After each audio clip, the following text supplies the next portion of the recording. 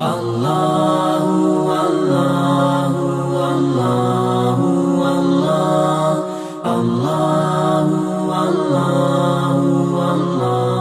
نام ہے تحسین بنت قادر حسین، میرے گاؤں کا نام ہے سنڈوپلی، میری جماعت ہے ابتدائی اول۔ الحمدللہ رب العالمین، الصلاۃ والسلام علی رسولہ الکریم، اما بعد۔ میرے وجود پر میں روشنی ڈالتی ہوں۔ میرا عنوان ہے اللہ پر بھروسہ۔ اللہ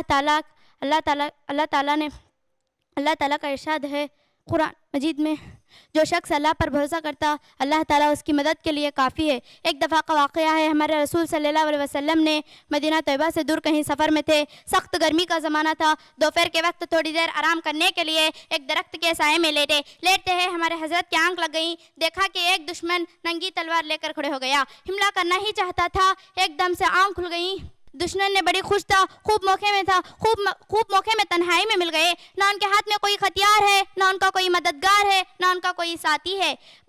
بڑی گھمنڈائی سے کافر نے کہا، بتاؤ محمد، اب تم کو کون بچا سکتے ہیں؟ ہمارے حضرت نے بڑی اطمینان سے فرمائے، اللہ۔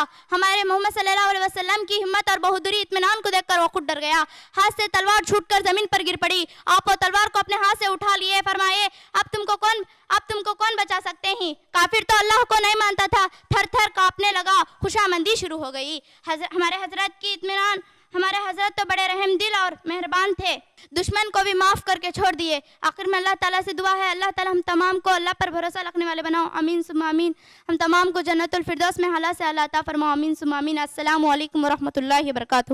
اللہ اللہ اللہ